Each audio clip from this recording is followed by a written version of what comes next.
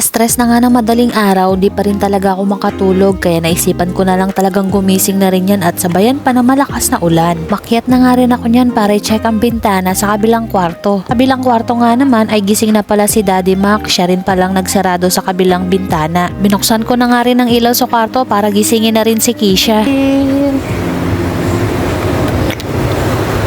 Good morning! Lakas ng ulan. May pasok kayo? May pasok? Lakas ng ulan. Pasok po ako. Pasok po ni Keisha na yung first day of school ko. Nod ako po.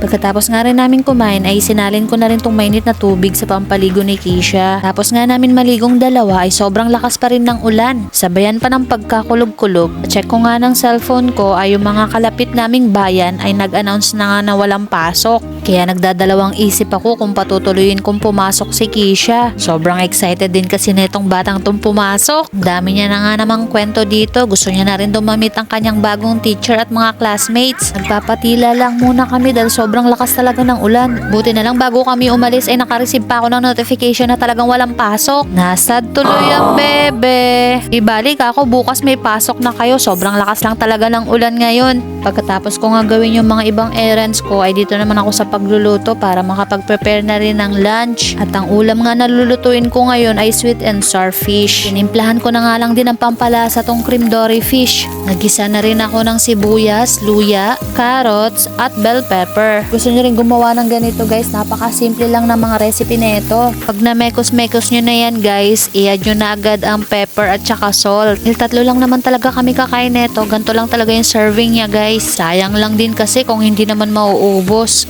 Kapag nahalo-halo na natin siya guys, isalin na nga rin natin agad itong suka. Wala rin talaga akong exact measurement dyan guys, tansyahan na lang. Dalasan talaga sa mga niluluto ko, wala talagang exact measurement. Pero for sure, mapapa-extra rice ka talaga. Dagdag na nga lang ng tubig dito at i-add na rin ang ating sugar. Dagdag lang ako ng mga 4 na teaspoon dyan. Halu-haluin lang natin to guys. Dagdag lang din ako dito ng cornstarch guys para medyo lumapot lang yung sauce. At yung pinakahuling ingredients dito ay yung pineapple tidbits. Nakuluan ko lang yan ng ilang minuto at serve na ang ating lunch. Ayo guys, ano pong ulam natin dyan ngayong Monday? Share nyo naman sa comment section para may idea na rin sa next vlog cooking serya natin. Tapos na nga rin tayo sa sweet and sour sauce. Dito naman tayo sa fish. Ito ay yung cream dory na nabibili lang namin sa Dali. Ayan, prito-prito lang natin yan. After nyan guys, pwede na nating iserve ang ating lunch. Dahil marami pa tayong tatapusin ngayong araw, kaya hanggang dito na lang muna ang ating vlog. Thank you for watching. This is Mommy March. Till next time!